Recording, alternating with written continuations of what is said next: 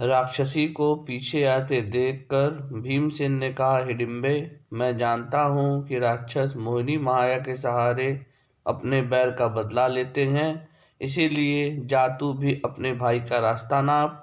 युधिष्ठिर ने कहा, राम राम, क्रोधवश होकर स्त्री पर हाथ नहीं छोड़ना चाहिए। हमारे शरीर की रक्षा से भी बढ़कर धर्म की रक्षा है। तुम धर्म की रक्षा करो। जब इसके भाई को तुमने मार डाला, तब यह हम लोगों का क्या बिगाड़ सकती है। इसके बाद हिडिंबा कुंती और युधिष्ठिर को प्रणाम करके हाथ जोड़कर कुंती से बोली, आर्य, आप जानती हैं कि स्त्रियों को कामदेव की पीड़ा कितनी दुषः होती है। मैं आपके पुत्र के कारण बहुत देर से व्यथित हो रही हूँ। अब मुझे सुख मिलना चाहिए। मैंने अपने सगे संबंधी, कुटुंबी और धर्म को तिलांजलि देकर आपके पुत्र को पति के रूप में वरण किया है। यदि आप लोग मुझे स्वीकार नहीं करेंगे तो मैं अपने प्राण त्याग दूंगी। यह बात मैं सत्य सत्य शपथ पूर्वक कहती हूँ। आप मुझ पर कृपा कीजिए। युधिष्ठिर ने कहा, हिडिंबे, तुम्हारा कहना ठीक है। सत्य का भी उल्लंघन मत करना। प्रतिदिन सूर्यास्त के पूर्व तक तुम पवित्र होकर भीमसेन की सेवा में रह सकती हो। भीमसेन दिन भर तुम्हारे साथ रहेंगे। सायकाल होते ही तुम इन्हें मेरे पास पहुंचा देना। राक्षसी से स्वीकार कर लेने पर भीमसेन ने कहा, मेरी एक प्रतिज्ञा है, जब तक पुत्र नहीं होगा तभी तक मैं तुम्हारे साथ जाया करूंगा, पुत्र हो जाने पर नहीं। हिडिंबा ने यह भी स्वीकार कर लिया। इसके बाद वह भीमसेन को साथ लेकर आकाश मार्ग से उड़ गई। अब हिडिंबा अत्यंत सुंदर रूप धारण करके दिव्य आभूषणों से आभूषित हो मीठी मीठी बातें करती हुई पहाड़ों की चोटियों पर, जंगलों में, तालाबों में, गुफाओं में, नगरों में और दिव्य भूमियों में भीमसेन के साथ विहार करने लगी। समय आने पर उसके गर्भ से एक पुत्र हुआ। वह क्षण भर में ही बड़े बड़े राक्षसों से भी बढ़ गया और तत्काल ही जवान, सर्वशास्त्रविद और वीर हो गया। हिडिंबा के बालक के सिर पर बाल नहीं थे। उसने धनुष धारण किए माता पिता के पास आकर प्रणाम किया। माता ने उसके घट अर्थात सिर को उत्कच यानी केशहीन देखकर उसका नाम घटोत्कच रखा। घटोत्कच पांडवों के प्रति बड़ी श्रद्धा और प्रेम रखता और वे भी उसके प्रति बड़े स्नेह रखते थे। हिडिंबा ने सोचा कि अब भीमसेन की प्रतिज्ञा का समय पूरा हो गया, इसीलिए वह वहां से चली गई। घटोत्कच ने माता कुंती और पांडवों को प्रणाम किया और कहा, आप लोग हमारे पूजनीय हैं। आप निसंकोच बतलाइए कि मैं आपकी क्या सेवा करूं। कुंती ने कहा, बेटा, तू कुरु वंश में उत्पन्न हुआ और स्वयं भीमसेन के समान है।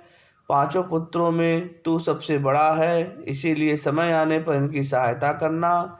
कुंती के इस प्रकार कहने पर घटोत्कच ने कहा, मैं रावण और इंद्रजीत के समान पराक्रमी तथा विशालकाय हूँ।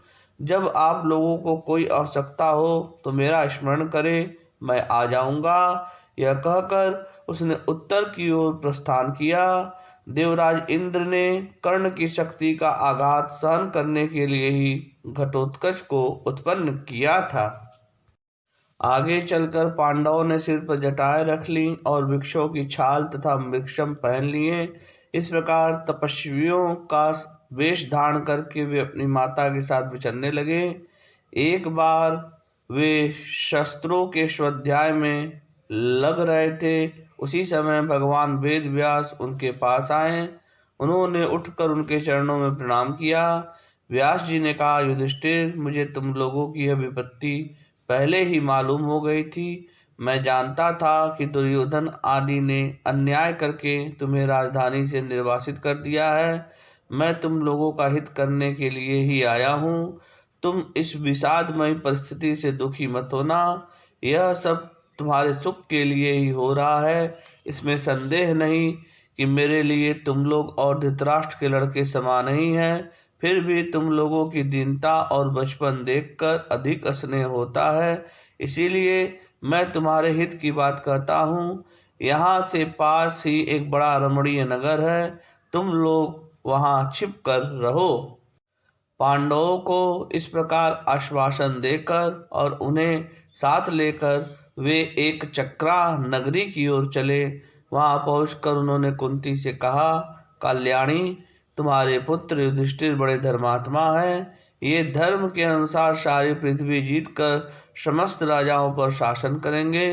तुम्हारे और माद्री के सभी पुत्र महारथी होंगे और अपने राज्य में बड़ी प्रसन्नता के साथ जीवन निर्वाह करेंगे। ये लोग राजसु यज्ञ, अश्वमेघ यज्ञ आदि बड़े बड़े यज्ञ करेंगे, अपने सगे संबंधी और मित्रों को सुखी करेंगे, परंपरागत राज्य का चिरकाल तक उपभोग करेंगे। व्यास जी ने इस प्रकार कहकर कुंती और पांडवों को एक ब्राह्मण के घर ठहरा दिया और जाते जाते कहा कि 1 महीने तक मेरी बाट जोहना, मैं फिर आऊँगा। देश और काल के अनुसार सोच समझकर काम करना, तुम्हें बड़ा सुख मिलेगा। सबने हाथ जोड़कर उनकी आज्ञा स्वीकार की, फिर वे चले गए। जय श्री कृष्ण।